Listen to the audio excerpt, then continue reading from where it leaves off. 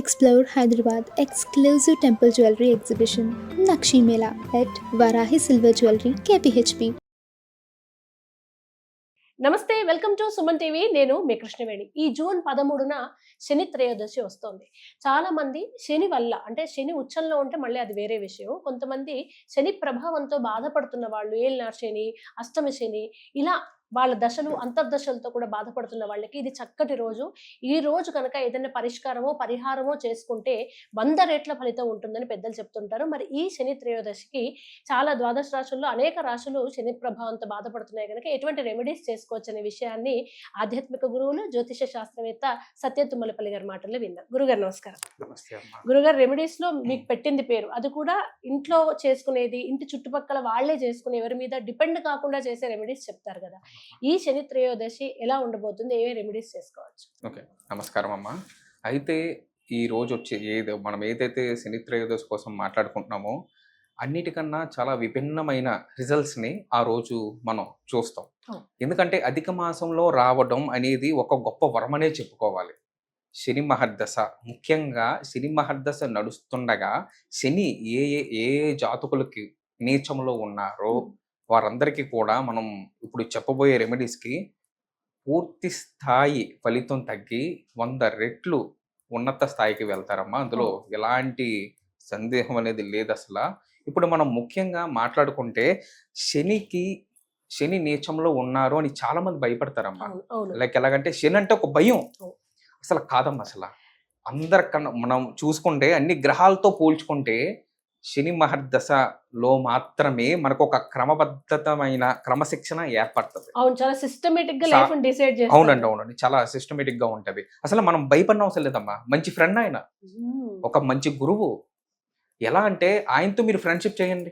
Like మీది ఇప్పుడు శని మహర్దశ నడుస్తుంది, లేదు అర్ధాష్టమ శని ఉంది, లేదు శని నీచ స్థితిలో ఉన్నాడు, ఏలినాడు శని నడుస్తుంది, ఇవన్నీ లైక్ వీళ్ళందరూ కూడా మీకు సింపుల్ మంత్రం ఓం నమ శివాయ, ఓం నమ శివాయ ఒక మంత్రం చాలు మిమ్మల్ని తీసుకెళ్ళిపోవడానికి.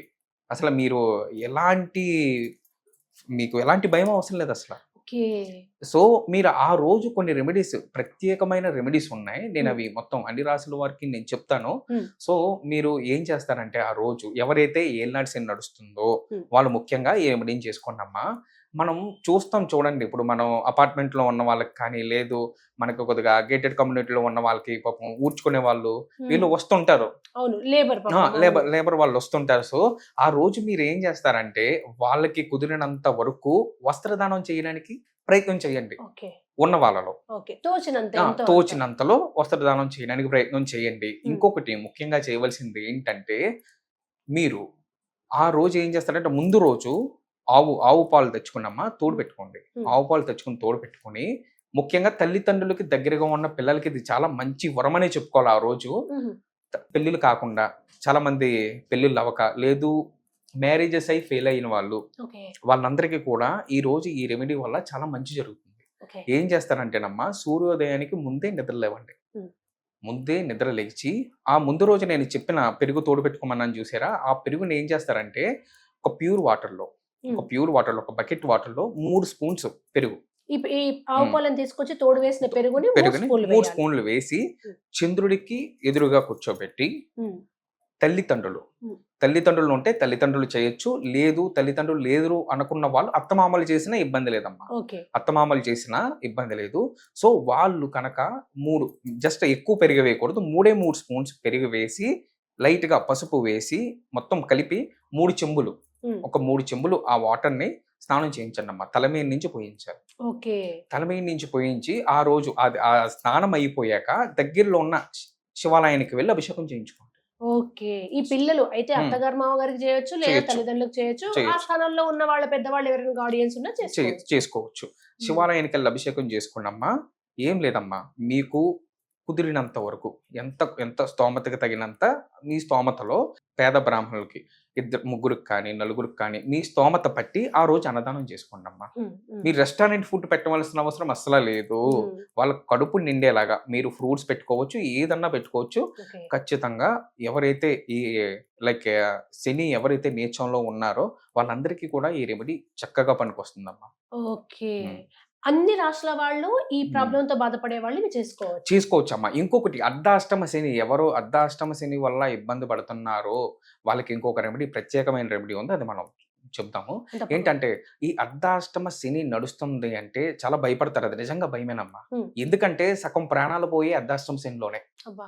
ఆ స్ట్రోక్స్ వచ్చే అర్ధాష్టమ శనిలోనే, రోడ్ యాక్సిడెంట్స్ అయ్యి అర్ధాష్టమ శనిలోనే, ఉన్నట్టుండి కళ్ళు తిరిగి పడిపోతారమ్మా. ఉమ్, ఉమ్. అసలు వాళ్ళకి ఏ కంప్లైంట్ ఉండదు. మీరు ఎన్ని హాస్పిటల్స్ తిరగండి, ఎన్ని స్కాన్లు చేయించండి, మీరు సిటీ కానీ ఎంఆర్ఐ కానీ ఎన్ని చేయించినా ఎందులోని తేడా ఉండదు. ఉన్న వాళ్ళు ఉన్నట్టు పడిపోతారు. ముఖ్యంగా ఆడవాళ్ళకి పీసీఓడి, ఉమ్. ముఖ్యంగా స్త్రీలకి చూసుకున్నట్లయితే ఈ అర్ధాష్టమ శనిలో ముఖ్యంగా వాళ్ళ ఫేస్ చేసే health issue PCOD, okay. PCOS. ఓహో. సో ఈ అర్ధాష్టమ శని అనేది కొంతవరకు భయంకరమైంది, కానీ మనం చెప్పే రెమెడీస్ వల్ల ఉపశమనం ఖచ్చితంగా ఉంటుందమ్మా. ఓకే. ఆ రెమెడీ కొంచెం మన ప్రేక్షకుల కోసం. ఖచ్చితంగానమ్మా.